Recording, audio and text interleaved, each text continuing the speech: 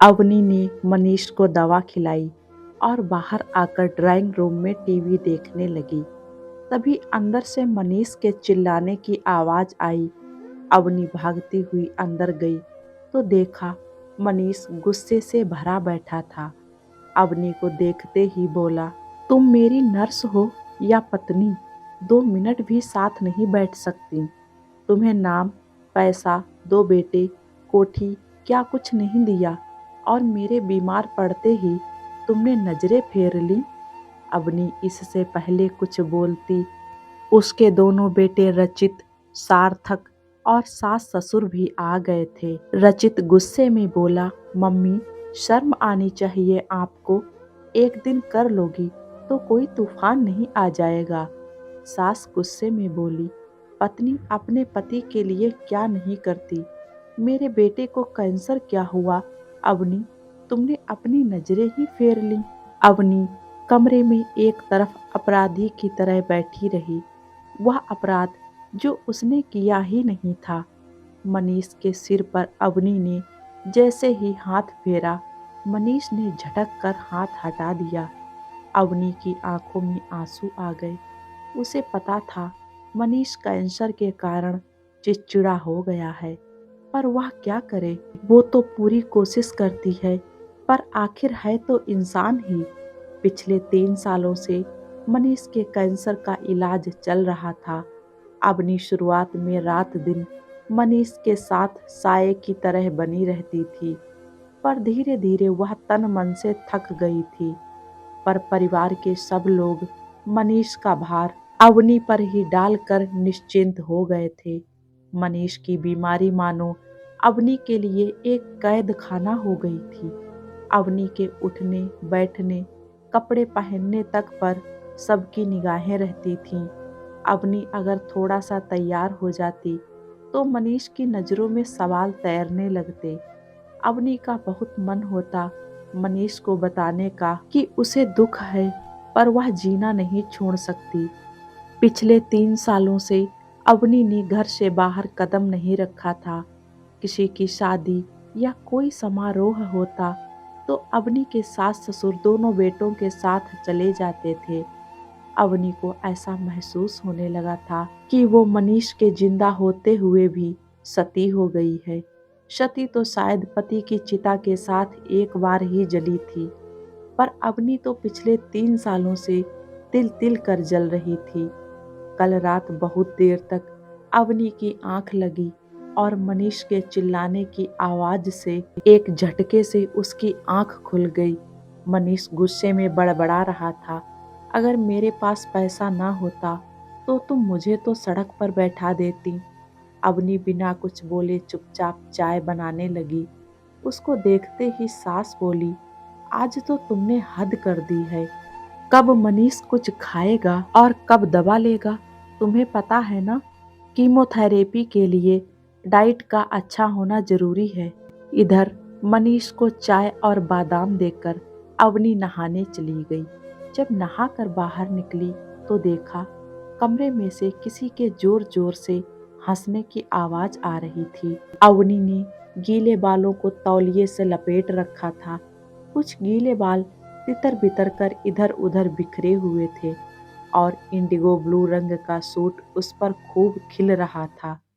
वह जैसे ही बाहर आई, वह युवक बोला, अरे भाभी जी को तो देखकर ये नहीं लगता कि इनके 18 और 20 साल के बेटे भी होंगे। मनीष कड़वा सा मुंह बनाते हुए बोला, हाँ, कुदरत ने सारा बुढ़ापा तेरे भैया के नसीब में लिख दिया है ना। और फिर वह फपक फपक कर रोने लगा। अवनी अपराधी की तरह खड़ी रह गई। अवनी सब समझती थी।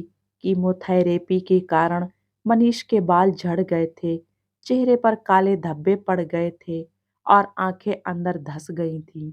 पर अवनी को समझ नहीं आता था कि वह मनीष का कैसे मनोबल बढ़ाए।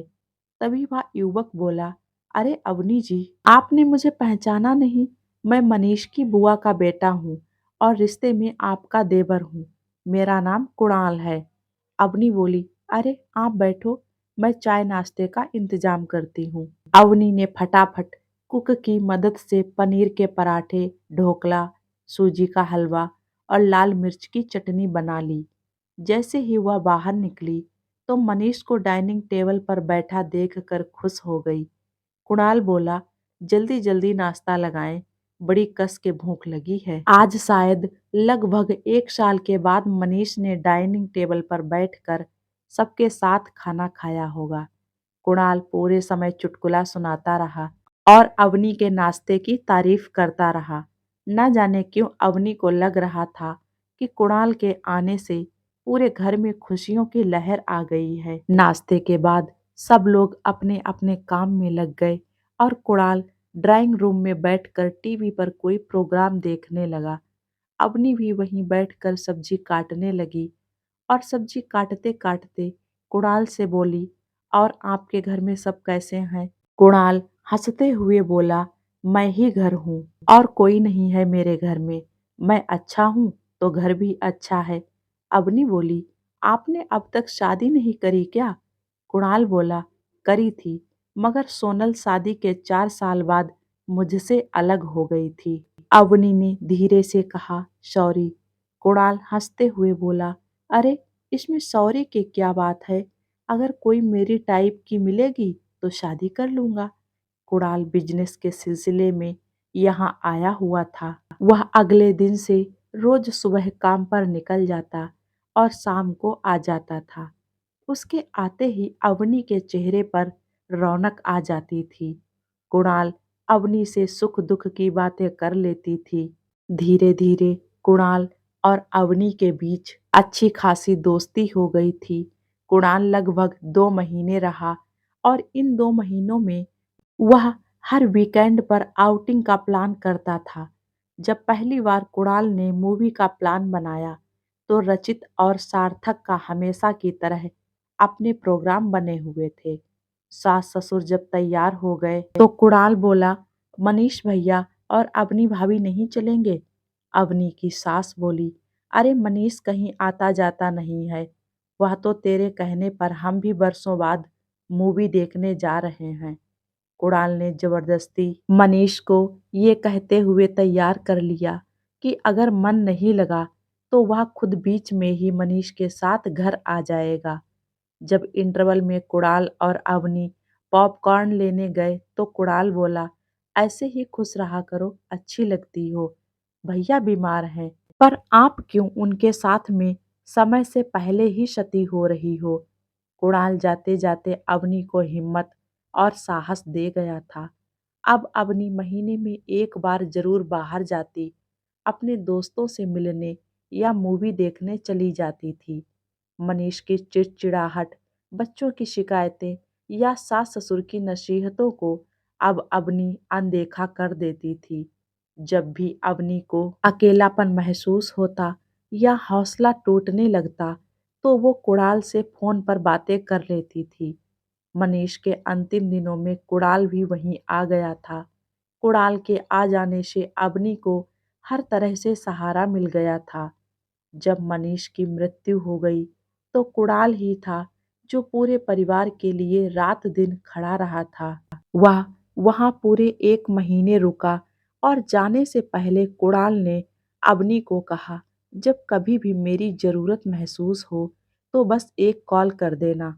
अब अवनी ने फिर से अपनी जिंदगी नए तरीके से शुरू करनी चाही, पर उसका परिवार उसे ये सब करने से रोक रहा था।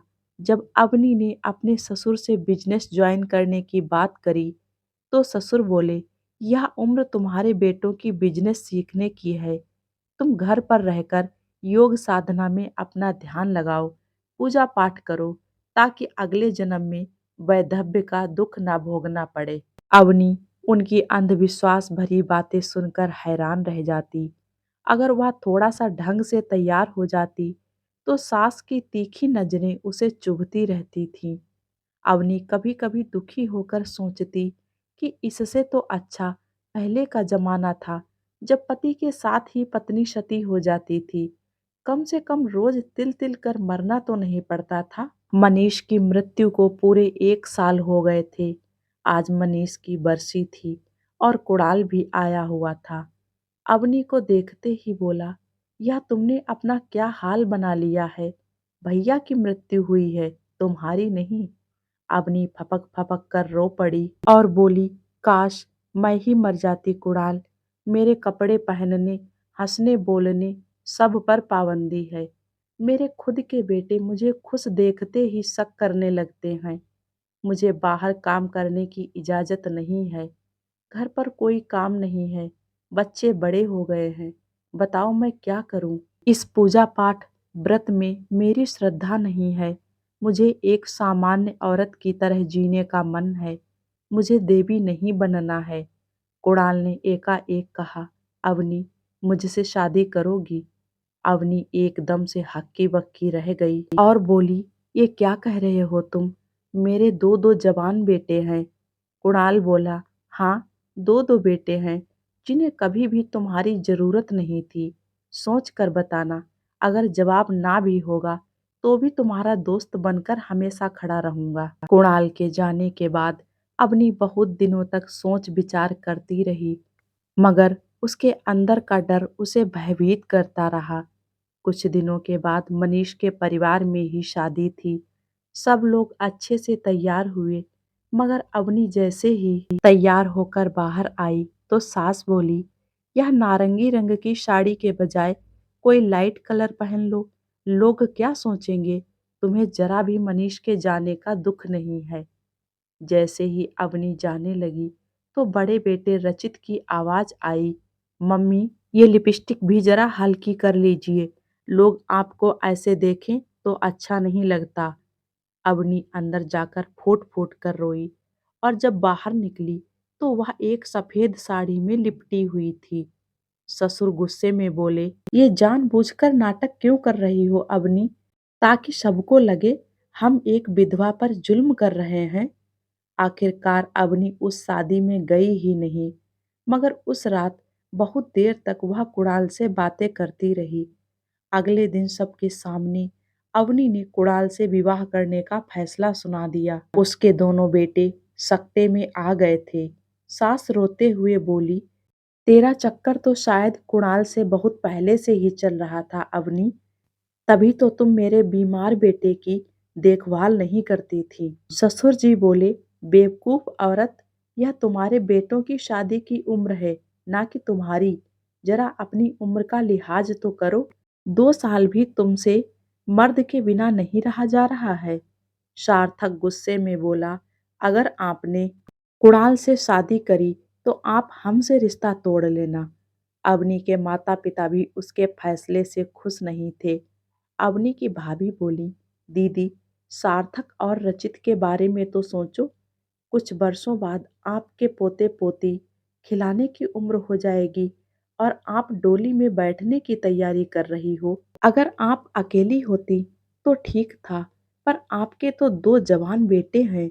आपको क्यों किसी के सहारे की आवश्यकता है? अवनी को समझ में नहीं आ रहा था कि वह कैसे किसी को समझाए। जिंदगी का मतलब बस रोटी कपड़ा और मकान ही तो नहीं है। सबके विरोध के बावजूद भी अवनी और कुणाल ने कोर्ट में विवाह कर लिया था। जब सब पुराने रिश्तों से रीति होकर अवनी कुणाल का हाथ थामकर उसके घर में आई तो उसकी आंखें गीली थीं। अवनी कुणाल से बोली, कुणाल, मेरे बेटों ने अपनी जिंदगी से बेदखल कर दिया है मुझे। कुणाल हंसते हुए बोला, अवनी, देर सवेर रचित और सार्थक तुम्हारा पहलू समझ जाएंगे। सती प्रथा को समाप्त करने के लिए किसी को तो पहल करनी होती है ना।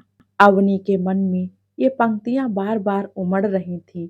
ना बनना चाहती हूँ मैं देवी और ना ही बनना चाहती हूँ मैं सती। मैं हूँ एक सामान्य नारी जो हर उम्र में चाहती है जीवन में भावनाओं की गति। दोस्तों, कैसी लगी ये कहानी? प्लीज़ आप लोग इस कहानी के बारे में अपने कमेंट हमको ज़रूर बताएं कि अवनी ने इस उम्र में शादी करके सही किया या गलत किया। ये राय आप लोग ज़रूर दें। मैं मिलती हूँ एक नई कहानी के साथ में। तब तक आप लोग हंसते रहिए, मुस्कुराते रहिए। Thank you.